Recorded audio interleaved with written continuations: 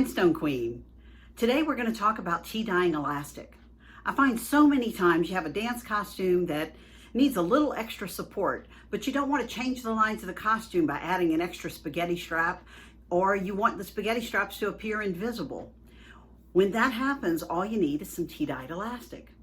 So you just take regular white elastic, put it in a tea bath, and it's almost skin color. Now everyone's skin color is a little different, so at the end I'll show you how to customize it so that you can make your tea dyed elastic be exactly the skin color you need. Well, here's our first step. The water's, I've got a pot of water at a rolling boil. I actually have 5 cups of water in this pot, so I've got 10 tea bags. This is regular black tea.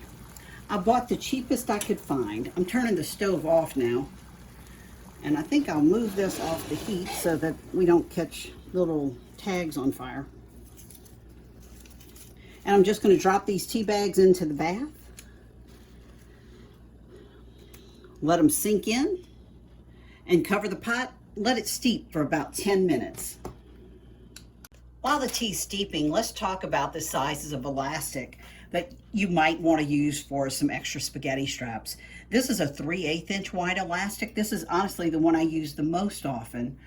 I also sometimes use this 1/4 inch wide elastic. It just depends. Sometimes I'll even need to use this as a 3/4 inch wide. It just depends on the application and what you're doing. I find that if you need more support, you need a thicker elastic like this one or this one. If you need less support, you can get away with the 3/8 inch or the 1/4 inch. It just depends. Well, there's the timer. So the 10 minutes is up. So the tea is finished steeping. Wow, that's a lot of steam. I'm going to take these tea bags out. I've got a slotted spoon and a tablespoon. I want to get the tea that's in the tea bags, because that's some nice concentrated tea, and I don't want to miss that dark color. So I'll get all these out.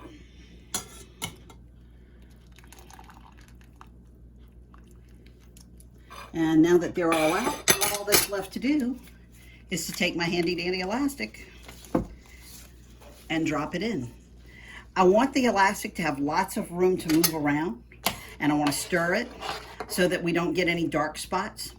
By the way, the reason you take the tea bags out is because if you had the tea bag pushed up against, wow, this is hot, pushed up against the elastic, it would make a dark spot everywhere the tea bag touched. So you don't want to leave the tea bag in while you're tea dyeing your elastic. I'm going to do a little experiment while we're tea dyeing our elastic. I'm going to go ahead. I want to show you that you can dye fabrics this way as well. I've got a piece of silk chiffon. I've got a piece of regular lycra. And I've got a piece of, this is some sparkle polyester sheer stretch, and I'm just going to throw all of those in there as well. Stir it up, and I'm going to cover it back because I want to retain the heat, and I'll let all that soak for at least 30 minutes. But really, you could just walk away from it, forget about it, and come back when you have a moment. All right, our elastic's been in this tea bath for quite some time now. I went and did some other projects and come back. It's probably been about an hour or so. So I'm going to go ahead and pull it out. Gosh, that looks like a great color. You see it's still kind of hot. A little cold water going. Just give it a rinse.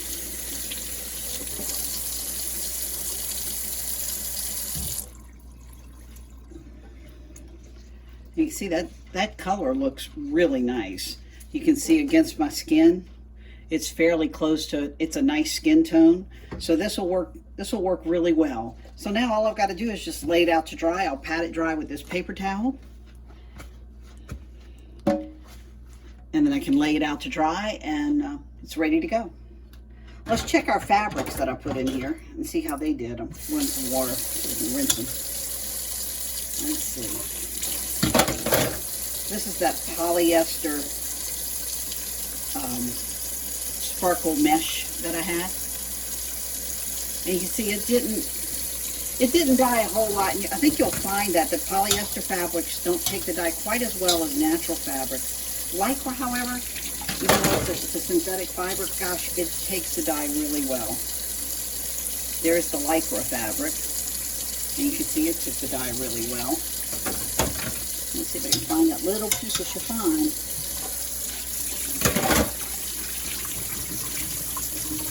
There it is. I found it. And because this is a natural fiber, look at how dark it went.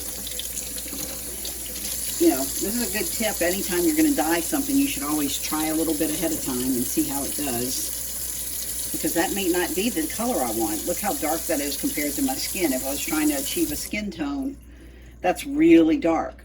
So, you know, just be careful when you're dyeing things. I think this is a great illustration to show how 3 different pieces of fabric sat in the dye bath the exact same amount of time.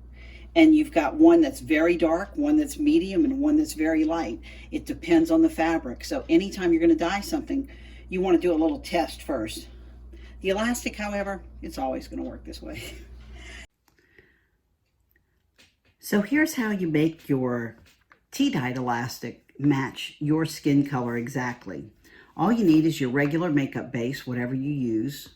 That's your skin color. And you just put a little bit on a sponge and put it on your elastic. So here I'm just dabbing it on there. Now, if you notice, this is a little bit of a messy project, so you want to make sure you put something under your spaghetti strap and protect your costume or your garment, whatever you're working on. But you can see I've changed the color of the elastic is a little different from, let's see, right here where I put the makeup on it to over here.